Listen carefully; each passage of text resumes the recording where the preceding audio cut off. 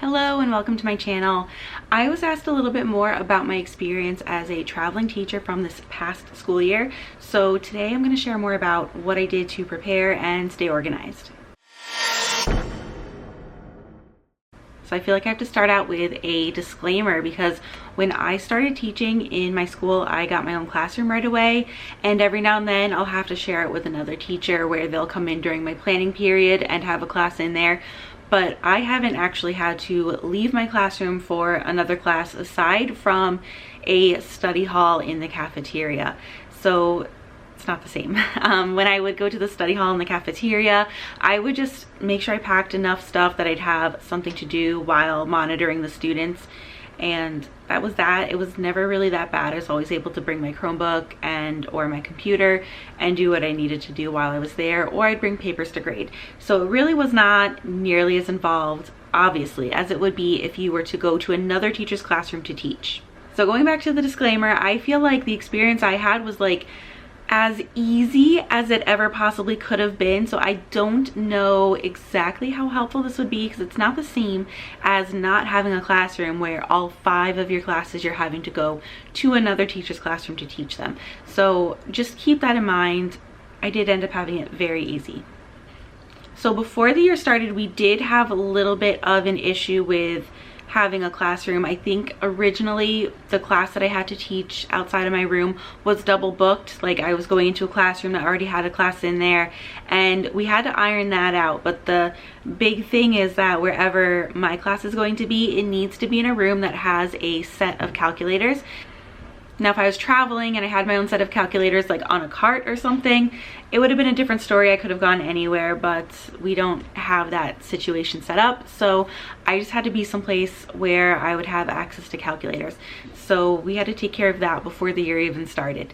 So that was one big item that I did not have to worry about carrying with me, because those calculators, one of them is fine, but like 10 of them, it starts to get really heavy. And then, you know, I had 17 students in my class this year, which actually is kind of a smaller class for me. So I'm not complaining. It wasn't like I had a ton of students, but still, it would have been a lot to have to carry those calculators. So getting into a classroom that had them set up for us already was key. So the teacher's classroom that I was going into, she also had her own classroom and she had plenty of space. So she told me, leave whatever you want to in the room. We'll make it work, no big deal. And that just made it so much easier. So just having a teacher that would allow me to leave stuff there made a huge difference, also made it super easy. So again, when I say I feel like I had the ideal situation, this is what I mean. I did not have to worry about much.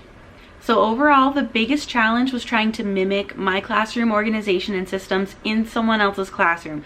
So I did end up bringing a few things that stayed in the classroom. And this was one of my geometry classes where we do interactive notebooks. I don't do them in all of my classes, like the college pre-calc and calc. We don't do interactive notebooks because I don't think a college professor would do them, and it's, you know, kind of more of a transition. I do still give them notes handouts though. But anyway, with interactive notebooks, there's a lot of supplies that I need to have handy. So I'm gonna read a list of things that I had that stayed in that classroom. So I kept one caddy in there that kept the scissors and the glue, and this is the same kind of caddy that I have in my classroom. They're just from the Dollar Tree, really cheap, but I was able to hold enough scissors and glue for my 17 students. Now, at one point in the year, the glue was running low and I had to take it back to my classroom to refill it and bring it back. But aside from that, it stayed in the classroom. I also just kept a cup of highlighters, and because it was a different setup, in my classroom, each table gets their own caddy with just 3 or 4 pairs of scissors, 3 or 4 things of glue, and then a full set of highlighters. The students in my classroom are more inclined to use them. In my travel classroom, I just had a cup with a bunch of highlighters, and students rarely use them at all. So I did notice that that was a big difference. I also had a bin where students could keep their interactive notebooks in the classroom because it makes it so much easier as far as students losing their notebook or showing up without it if it's just there in the classroom every day.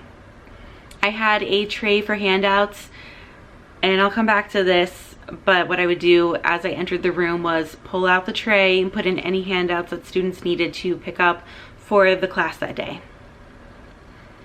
And the last thing was one of those desktop file organizers, or hanging file holder is the term I usually go with. But I had hanging files in there, and I would keep absent work for students and forms that they might need to pick up, like a test corrections form, as well as any extra copies I had of handouts.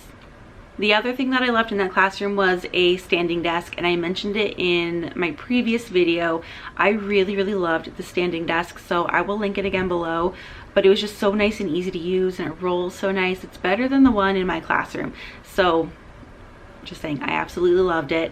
And I got a hook that would stick onto it, so I'd have a hook to the side, because I'd bring a tote bag back and forth with my materials, and it was easy just to have like a full station if I could take my tote bag and hang it from the side of the standing desk. So that was there, but it rolled, so I could always push it out of the way so that it wasn't interfering with the other teacher's procedures in her classroom. But she did end up really liking it and using it herself, so she's actually going to keep that. And the other thing that I kept in the classroom was a cord to connect my iPad to the Smartboard. So I love teaching off of my iPad. It's so much easier than using the Smartboard and the tools there. But I would just keep the cord plugged into the Smartboard. And actually, I forgot to get it back at the end of the year. So I have to remember at the beginning of the year to get that back and reset it for her, so that the second desktop computer is plugged back into the Smartboard, because right now it's not. So traveling back and forth from my classroom to the other classroom and vice versa, I would carry a simple tote bag. So just plain canvas tote bag with a like inside pocket that zipped up, just so that I could also have like my own pen, pencil.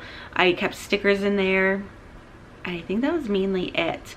And then I also kept a 2-pocket folder in there. Now, it was a 2-pocket folder with prongs, so I put a sheet protector in the prongs, and I intended to keep any important papers that I might need, but I think most of the stuff I would need was available on my Chromebook. So all I really had in there was a bell schedule that I needed for the days that we had like an early dismissal or a 2-hour delay or something like that. That's the only thing that was in the inside, like in the middle. The front pocket I used for work from when students were absent, and anything I needed to pass out to them. And in the back of the folder were things that I had already graded that I was going to be passing back to students. So the tote bag, I also had a hook for in my classroom behind my desk. So it would just go basically from hook to hook, but it always had in there the folder, a pen, a pencil, the stickers, and that was it. But I would pack and unpack in that bag every single day my Chromebook, my iPad, the mouse for the Chromebook, any handouts that I had, and my clipboard. So I keep my attendance and grades on a clipboard that normally would just live on my desk or at the standing desk in front of my classroom. I would make sure that I'd take that and pack it in to my tote bag. We also just have this system when we do fire drills where we hold up cards just to let our administration know that everything's okay. So I have that in that same clipboard, so I needed to make sure I had that handy as well. So the clipboard is kind of a big deal. Like, I need to have it with me when I teach my classes, so that would always go into the tote as well. And then the only thing I didn't mention was work that I was grading. So I did not stay in that classroom. I could talk a little bit more about that beyond that one period. So whenever I had something that needed to be graded, I'd have to take it with me. I would just put it in the clipboard because it's something that I know I'm not going to lose. I'm going to hold on to and keep track of really well. So I would just take their papers, clip it in the clipboard, throw it in the tote bag, get it to my classroom, grade it, and then when it was done grading, I would put it into the back of the folder that lived inside the tote bag. So that was that main system.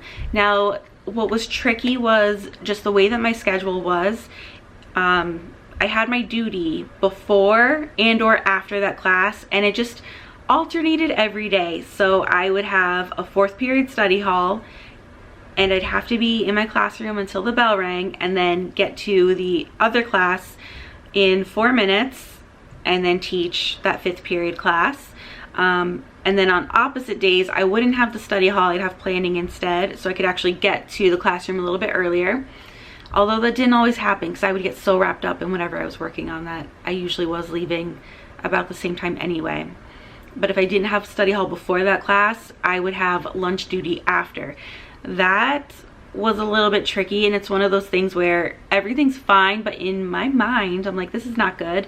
So I would have to, you know, finish class, pack everything up, make sure that the classroom, like, everything's put back where it belongs.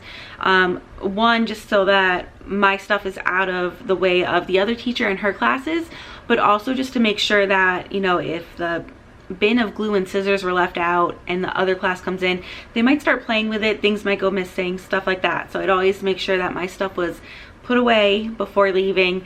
Then I'd have to run back to my classroom to drop off the tote bag because I didn't want to bring, like, my Chromebook into the cafeteria. I'd also grab my lunch and then get to the cafeteria, but then I felt like I was always late, and so I just felt horrible about it. But I spoke to my admin at the beginning and said, this is the situation. It's like, it's not just that I'm coming from someplace else, but I'm having to, like, zigzag around the building a little bit here and just make sure everything's picked up because I'm not in my classroom before this. And they understood, but it was still something that, like, even on the last days I was feeling bad when I, like, was a minute late to getting to lunch duty. And on the flip side, it was a little frustrating some days where I couldn't leave immediately after study hall. Like, if I had a student, like, go to use the bathroom and they left their bag in my room, I'd have to wait for them to come back to get it before I could leave. So there were a couple of occasions where I was making it right when the bell rang, which meant my students weren't able to get their handouts until I got there. So that did impact things a little bit. Not terribly, because I would just take it out of the tote bag, put it in the tray, and everything would be fine. But it's one of those things where it's like, you think about all the minutes that you might lose for things like that. But when you're traveling, there's not a whole lot you can do but just to be as prepared as possible. So in terms of what I would do differently after having this year and kind of seeing how everything went, I would have actually skipped the hanging file folders that I had in that classroom. And I was trying to mimic having the test correction sheets, extra copies and all that. It was tricky though, because I had one section of geometry in a different classroom and then the other two sections of geometry in my classroom. So it was kind of hard to really divide up extra copies in a way that made sense.